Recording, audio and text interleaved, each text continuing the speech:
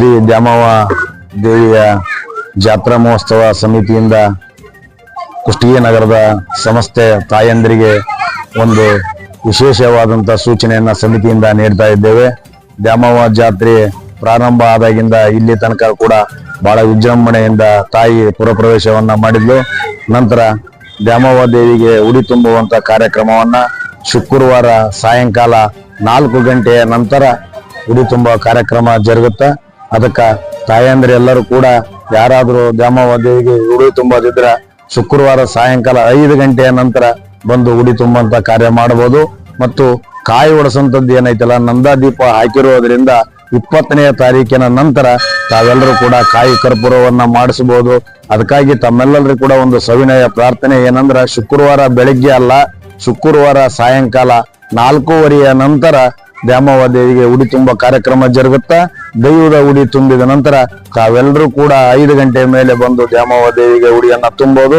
ಕಾಯಿ ಕರ್ಪೂರ ಮಾಡಿಸ್ತಕ್ಕಂಥವ್ರು ಎಲ್ಲರೂ ಕೂಡ 20ನೇ ತಾರೀಕಿನ ನಂತರ ಬಂದು ಕಾಯಿ ಕರ್ಪೂರವನ್ನ ಮಾಡಿಸ್ಕೊಳ್ಬಹುದು.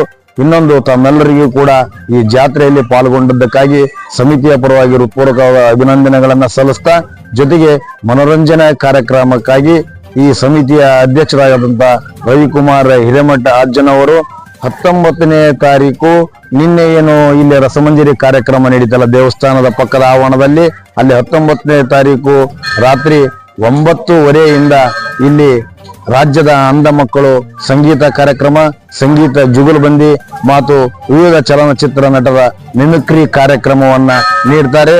ಮತ್ತು 20ನೇ ತಾರೀಕು ರಾತ್ರಿ 10 ಗಂಟೆಗೆ ಗೌಡ್ರ ಗದ್ಲ ಅಂತಕ್ಕಂಥ ಒಂದು ಸಾಮಾಜಿಕ ನಾಟಕವನ್ನ ಈ ಸಮಿತಿಯವರು ಏರ್ಪಡಿಸಿದ್ದಾರೆ. ಈ ನಾಟಕವನ್ನ ವಾಲ್ಮೀಕಿ ವೃತ್ತ, ಈ ಪೆಟ್ರೋಲ್ ಬಂಕ್ ಎದುರುಗಡೆ ಏನಿದೆ ಅಲ್ಲ, ಟಿಕೋಟಿಕರ್ ಪೆಟ್ರೋಲ್ ಬಂಕ್ ಎದುರುಗಡೆ ರಸ್ತೆಯಲ್ಲಿ ಗೌಡ್ರ ಗದ್ಲ ನಾಟಕ ನೆರವೇರುತ್ತೆ.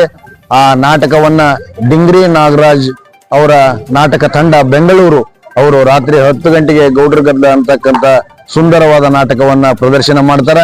ಅದಕ್ಕೆ ತಾವೆಲ್ಲರೂ ಕೂಡ ಬಂದು ಆ ನಾಟಕವನ್ನ ನೋಡಿ ಆನಂದಿಸಬೇಕು ಅಂತಕ್ಕಂಥ ಸದುದ್ದೇಶದಿಂದ ಸಮಿತಿಯ ಅಧ್ಯಕ್ಷರಾದಂತಹ ರವಿಕುಮಾರ್ ಹಿರೇಮಠ ಅಜ್ಜವರು ಆ ನಾಟಕವನ್ನ ಇಲ್ಲಿ ಪ್ರದರ್ಶನ ಮಾಡ್ಲಿಕ್ಕೆ ಅನುವು ಮಾಡಿಕೊಟ್ಟಿದ್ದಾರೆ. ಅದಕ್ಕೆ ತಾವೆಲ್ಲರೂ ಕೂಡ 20ನೇ ತಾರೀಕು ಬಂದು ನಾಟಕವನ್ನ ನೋಡಬೇಕು ಅಂತಕ್ಕಂಥ ವಿನಂತಿಯನ್ನ ಮಾಡಿಕೊಂಡು ಸಮಿತಿಯ ಸೂಚನೆಯನ್ನ ತಮ್ಮೆಲ್ಲರಿಗೆ ತಿಳಿಸಿದ್ದಾರೆ.